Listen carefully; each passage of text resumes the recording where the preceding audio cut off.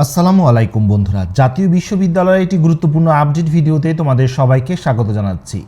বন্ধুরা, জাতীয় বিশ্ববিদ্যালয়ের সাধারণ অনার্সের দ্বিতীয় মেধা তালিকার রেজাল্টের জন্য তোমরা অপেক্ষা করছো এবং কিভাবে রেজাল্ট চেক করতে হয় এই নিয়ে অনেকেই প্রশ্ন করেছিলে। বন্ধুরা, জাতীয় বিশ্ববিদ্যালয় ওয়েবসাইটের মাধ্যমে মূলত এই রেজাল্টটি চেক করতে হয়। দুটি উপায়ে এই রেজাল্টটি তোমরা দেখতে পাবে। একটি হচ্ছে তোমরা SMS এর মাধ্যমে রেজাল্টটি দেখতে পাবে, দ্বিতীয়টি হচ্ছে ওয়েবসাইটের মাধ্যমেই তোমরা দেখতে পাবে। আমরা যদি সরাসরি নোটিশে চলে আসি, তোমরা নিশ্চয়ই স্ক্রিনে দেখতে পাচ্ছ, বলা হয়েছে যে 24 জুলাই 2025 অর্থাৎ আজকে বিকেল 4টা বাজে এই রেজাল্টটি প্রকাশ করা হবে, যদিও এর আগে এই রেজাল্টটি প্রকাশ করা হয়।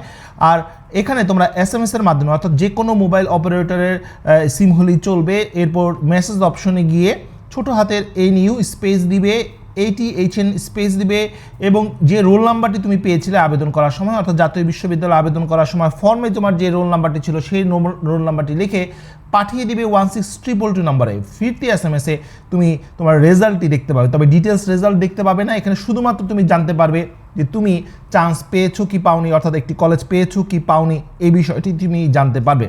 ডিটেলস রেজাল্ট জানার জন্য তোমাদেরকে অবশ্যই ওয়েবসাইটে আসতে হবে। যদিও এখানে বলা হয়েছে রাত 9টা থেকে তোমরা এই রেজাল্টটি দেখতে পাবে, কিন্তু এর আগে অর্থাৎ বিকেলবেলায় তোমরা এই রেজাল্টটি দেখতে পাবে। রেজাল্ট দেখার জন্য তোমাদেরকে আবারও এই ওয়েবসাইটে আসতে হবে। এখানে আসার পর তোমরা দেখতে পাচ্ছ অ্যাডমিশন টেস্ট রেজাল্ট নামের একটি অপশন এখানে রয়েছে। এই অপশনটিতে তোমাকে ক্লিক করতে হবে। ক্লিক করার পর তোমরা দেখতে পাবে এমন একটি উইন্ডো যেখানে তোমরা তোমাদের যে অ্যাপ্লিকেশন আইডি রয়েছে অথবা তোমার অ্যাডমিশন যে টেস্ট ছিল সেটার যে রোল নাম্বার ছিল সেই রোল নাম্বারটা তোমাকে এখানে লিখতে হবে এবং সার্চ অপশনে ক্লিক করার সাথে সাথে তুমি রেজাল্টটি দেখতে পাবে। যারা চান্স পাবে, একটি কলেজ পাবে, তারা এমন একটি মেসেজ দেখতে পাবে যে হ্যাঁ তুমি একটি কলেজ পেয়েছো এবং কলেজের কোড নাম্বার এবং সেখানে ডিটেলস কিছু তথ্য থাকবে। আর যারা চান্স পাবে না তারা এই ধরনের একটি মেসেজ দেখতে পাবে যে তুমি লিস্টে নেই বা তুমি পাস করেছো কিন্তু এখনও কোনো তুমি সাবজেক্ট বা কলেজ পাওনি, এমন একটি ব্যাপার আসবে। আশা করি পুরো বিষয়টি তোমরা বুঝতে পেরেছো। যারা চান্স পাবে অর্থাৎ দ্বিতীয় মেরিটে যারা প্রথমবারের মতো চান্স পাবে তাদের অবশ্যই 26/7/2025 অর্থাৎ আগামী 26 তারিখ থেকে 3 আগস্ট এই সময়টুকুর মধ্যে অনলাইনে তোমরা ফর্ম পূরণ করে সেটার সাথে কলেজের যে ফি রয়েছে সেটা দিয়ে তোমাদেরকে কলেজে জমা দিতে হবে। তবে ফর্ম পূরণ করতে পারবে 26 তারিখ থেকে 3 আগস্ট পর্যন্ত, আর ফর্ম জমা দিতে পারবে 27 জুলাই থেকে 4 আগস্ট পর্যন্ত। এরপর যারা কাগজপত্র জমা দিবে তাদের সব কিছু যাচাই বাছাই করবে কর্তৃপক্ষ 27 জুলাই থেকে 6 আগস্ট পর্যন্ত। এরপর তুমি যে টাকাটি দিয়েছো এরপর সেই টাকা থেকে কিছু একটি অংশ তারা জাতীয় বিশ্ববিদ্যালয়ে প্রেরণ করে দিবে, অর্থাৎ 4 নম্বর পয়েন্ট এবং 5 নম্বর পয়েন্ট তোমার কোনো কাজ না, তোমার কাজ হচ্ছে 2 এবং 3।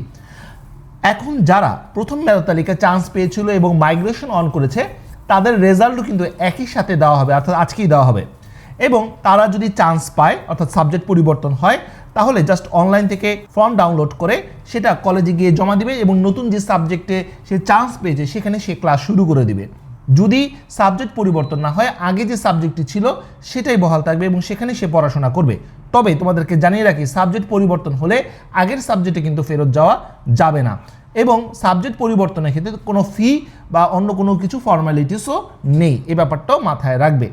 আর যারা গত শিক্ষাবর্ষে কোনো একটি কলেজে ভর্তি হয়েছিল এবার আবেদন করেছে দ্বিতীয় মেরিটে চান্স পেয়েছে তাদের অবশ্যই 31 জুলাইয়ের মধ্যে আগের ভর্তিটি বাতিল করে নতুন যেখানে চান্স পেয়েছো সেখানে তোমাকে ভর্তি ফর্ম পূরণ করে ভর্তি হয়ে যেতে হবে। পাশাপাশি সর্বশেষ একটি তথ্য জানিয়ে রাখি, যারা দ্বিতীয় মেরিটে প্রথমবারের মতো চান্স পেয়েছে এবং মাইগ্রেশন করতে চাচ্ছ তারা অবশ্যই আবেদন ফর্ম পূরণ করার সময় ইয়েস অপশনটির মধ্যে ক্লিক করবে, তাহলে তোমাদের মাইগ্রেশন অন হয়ে যাবে। তোমাদেরকে জানিয়ে রাখি জাতীয় বিশ্ববিদ্যালয় প্রথম মেরিট লিস্ট এবং দ্বিতীয় মেরিট লিস্টের জন্যই শুধুমাত্র মাইগ্রেশন করা যায়।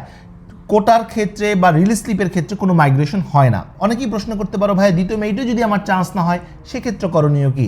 এই নিয়ে ডিটেলস ইনশাল্লাহ ভিডিও থাকবে, সেখানে আরও বিস্তারিত আলোচনা করব।